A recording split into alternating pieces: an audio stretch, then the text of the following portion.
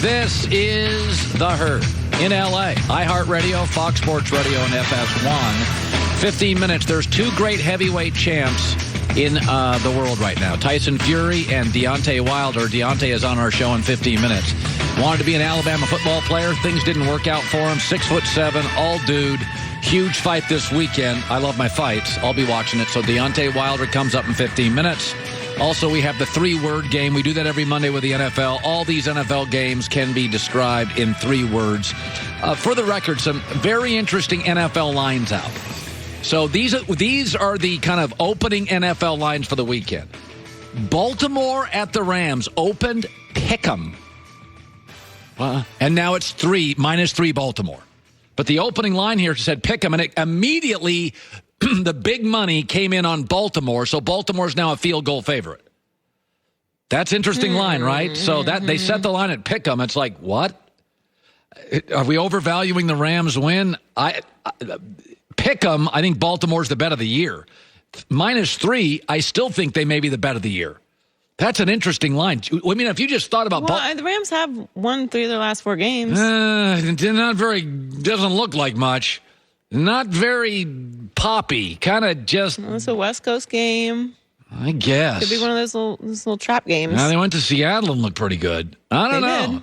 And then the other one is New England. A 7-point favorite over Dallas. 6.5 now. And that seemed like again, we're watching New England can't move the football. Vegas comes up with some of these lines sometimes. Yeah, that Jets line didn't work out too well. Yeah, you're right. That was the one. So Baltimore opened. It seems like to me, Vegas is begging you to bet the Ravens. Vegas is begging you to bet the Cowboys. Here's the other one. This line is on Green Bay's at San Francisco. Niners -3. That feels about it. Baltimore Rams. I don't know. I'm not as surprised at the Rams one as I am as the Cowboys. I watched them last night, and I'm like, listen, Jared Goff they ran Gurley. It wasn't impressive, but they got their running game going. Yeah, that was the good news. And the offensive line, the backups actually played well. They kind of corrected it. That line is I think Baltimore's going to blow them out. I think Baltimore's going to blow the Rams out. Am I nuts? Apparently, I'm nuts on that. I can tell right now it's in my Blazing 5. I'm taking Baltimore. Blowout? Yeah, I think they're going to. I don't think you can stop Baltimore right now. I don't think Seattle couldn't stop them. New England couldn't stop them. I think the Rams are going to stop them. I don't know. All right, coming up, we got all sorts of stuff. Deontay Wilder. Let me start with this though. Been fun to have 2 hours so far. A lot of things to talk about this weekend. Let's start with America's team, right? The Dallas Cowboys, right here. They are the sports car in the showroom. They are great for your fantasy football team. They're pretty to watch. They got the star running back and the young star quarterbacks getting better, and the offensive line is unbelievable, and the star on the helmet. And yet they're 6-4 and struggled with Jeff Driscoll. And they have lost to the 3 current playoff teams they have faced: Vikings, Saints, and Green Bay. What are we to do? They are pretty, though. 8 for 14 on third down, 1 time of possession, 434 yards passing, 26 first downs. Folks, they have a hole. It's called coaching. Everybody over the last 2 years has gotten better, except the coaching. You know what they are? They're the Golden State Warriors with Mark Jackson. They need a turbo boost, and they got it with Steve Kerr. It wasn't that Mark Jackson failed. The defense was very good. They were shiny and pretty and fun, and they had shooters, and they had talent, and they won a playoff series. And it was not an easy move to make because Mark Jackson won, and Mark Jackson got to the playoffs and won, and the players liked him, and Steve Kerr had never been an NBA head coach. But in the end, you had to make the move.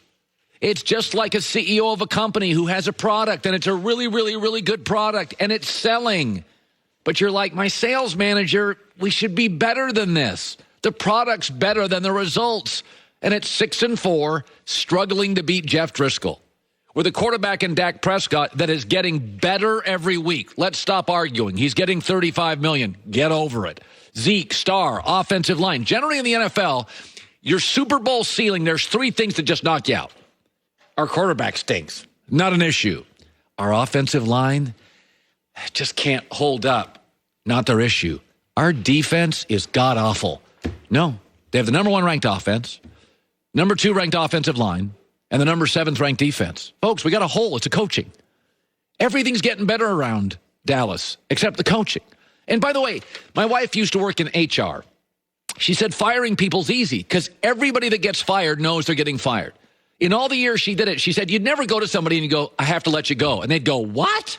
They'd always be like, yeah, I know. I'm not really focused right now. I've got personal issues. This is a tough one, though. Mark Jackson was a tough one. He was winning. Players liked him. Steve Kerr never coached. This is a tough one. He's winning. Players like him. They play hard. Players get better. I mean, their player development's excellent. But they need a turbo boost. And the turbo boost is probably Lincoln Riley at Oklahoma. I mean, even Zeke after the game last night, even Zeke acknowledges he's seeing, obviously he plays on the team, but we've been telling you for 3 weeks. Anybody notice Dak now? He's like Tom Brady or Russell Wilson. He's pointing guys out. He's calling the blitz. He's audibling at the line. It took 3 to 4 years to get here like Russell Wilson, but Zeke said it last night. Like, it's his team now, Dak's.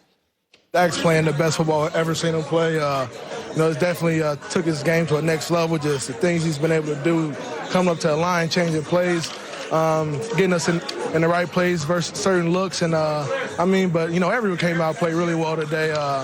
When everyone's contributing like that, we're hard to stop. So this is the Mark Jackson Warrior story. It really is. It's not an easy one. HR walks up, we got to let you go. Most people know it. Mark Jackson's like, what? I'm winning. Players like me. Who are we going to hire? And I think there's some of that with Jason Garrett. But you're watching how much better Dak is getting. And yet they're 6-4 and are struggling to a backup with the Detroit Lions. We got an issue. And it's going to be tough. And some of the players will be upset. But I've seen everybody for 2 years get better on this team. The coaching's not getting any better. All right, let's shift gears. Of all the Tom Bradys, the best Tom Brady is the holding the trophy Tom Brady. The second best Brady is grumpy Tom Brady. And Tom Brady was grumpy last night after the Patriots, now 9-1, went on the road, and the offense, let's be honest, is hard to watch. Up and down. That's what it looks like to me. So, yeah, we probably do everything better. Are you concerned about the offense, or do you feel like it's something that's going to work its way out? I don't think it matters what I think. That's what we do. Grumpy Tom Brady. They're 9-1. And here's the thing. This morning, if I said Patriots or the field in the AFC, the only part of the field you trust is Baltimore. That is it. Look at the rest of the field. Indianapolis, Kansas City can't stop the run. Buffalo and Houston, the teams that aren't in but could be, Pittsburgh, Tennessee, Oakland. I got an A-plus coach. I got an A quarterback. I got an A-plus defense. I got A-plus experience. And they're going to be playing in Foxborough if Baltimore and New England playoffs start today. Foxborough, 11 degrees, really windy. Who's got the experience edge and who's really good the second time they face you? Yes, it's not pretty, but Isaiah Wynn comes back to left tackle. That's their weak spot on the team. He's coming back. The receivers are mostly outside of Edelman, young. They're getting better. Tom Brady talked about it this morning, and you could have taken this bite the last 6 years out of New England. This has been the story for 6 years in New England. Here's Tom this morning. The strength of our team is our defense and our special teams. So on offense, we got to take advantage when we get opportunities and, understand that where our strengths lie and try to play to them. Not give any short fields and not turn the ball over and try to take advantage when we get into the red area to score touchdowns. And that's kind of where our offense is. That's kind of where our team is. That's what it's been for years. It's week 11. They're looking for a little more efficiency on offense. They're getting better at left tackle. They just went on the road, and they won by a touchdown against a talented team. This is New England week 11. Ask yourself this morning, look around the AFC. The only team, AFC field or New England, the only team that makes you pause on that I mean, you really think Oakland, Buffalo, Houston, Kansas City, Indianapolis is going to Foxborough in January and winning? Really? One chance to keep them out of the Super Bowl is Baltimore, and it'll be Belichick's second crack at them. I mean, I look at this team yesterday, and I'm like, yeah, they're sluggish. They figured out a way to win. I mean, outside of the Baltimore Ravens in the NFL right now, and they are hot, they're healthy, and they're humming.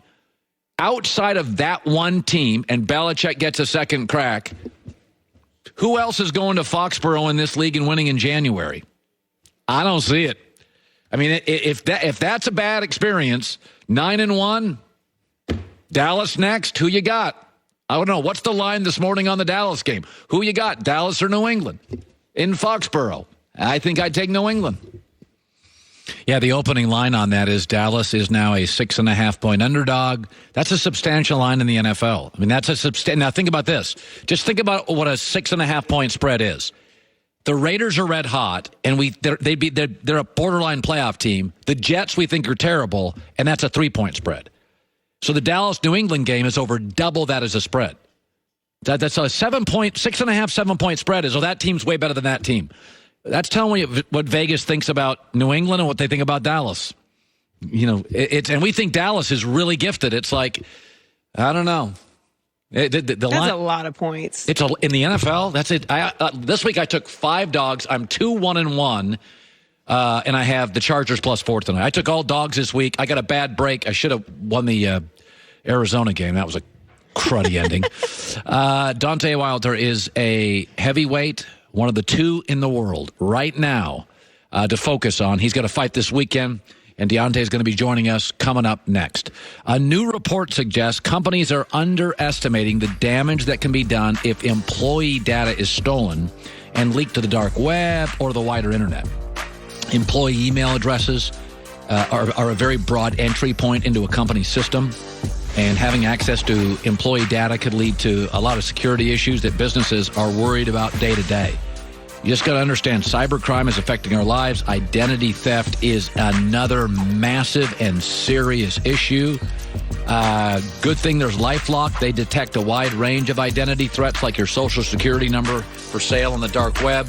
Nobody prevents all of them. Nobody can spot all of them. But LifeLock can see threats you'd miss and solve stuff you couldn't. And until December 8th, we got 3 weeks here. Until December 8th, get a special radio discount. Save 30% or more off your first year. Got to use the code, though. So call 1-800-LifeLock, code HERD, or go to lifelock.com, code HERD, for 30% or more off year 1.